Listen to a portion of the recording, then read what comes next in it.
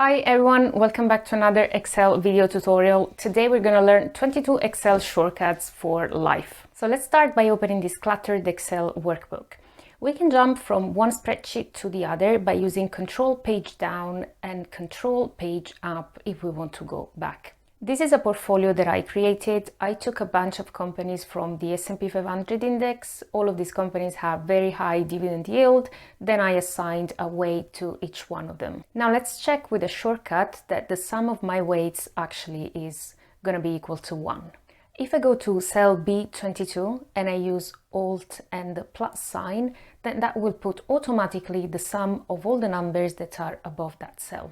And as you can see, that sums up to 1, which means that I have invested 100% of my total initial endowment into this shadow portfolio.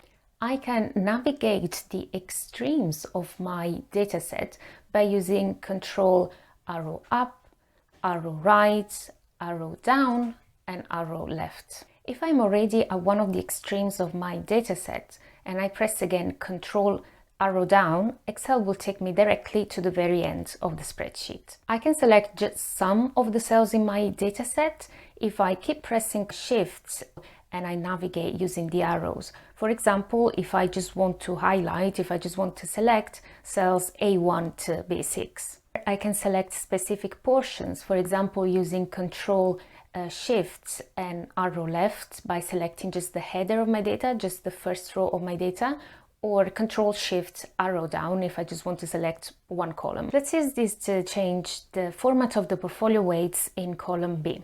I'm going to cell B2 and I'm going to press Control Shift arrow down to select all the data in between cell B2 and B22. Then I'm going to press Control Shift and the 5 key in order to change to percentage. If for some reason we wanted to change to a currency format, a dollar format, I would use, after having selected the cells, Control Shift and 4. I can select the overall dataset by keeping pressed Control and Shift and then using the arrows.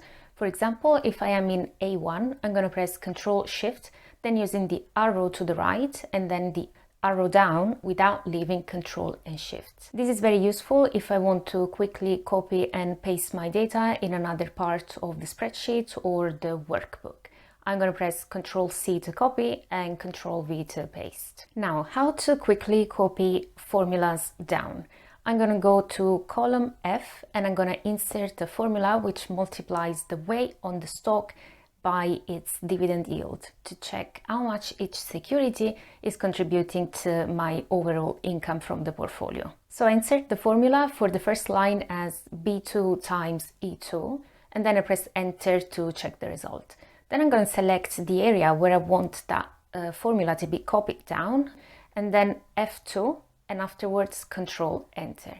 That copies the formula down without you having to drag anything, without you having even to touch the mouse, so pretty handy. To insert a column, first use Control spacebar and then Control Shift plus. To insert a row, first use Shift spacebar to highlight it and then Control Shift plus. To delete a column, use Control space to highlight it and then Control minus. To delete a row, use Shift space and then Control minus. If I want to hide a column because maybe my coworkers are not interested in all the data that's here, I'm going to use Control 0.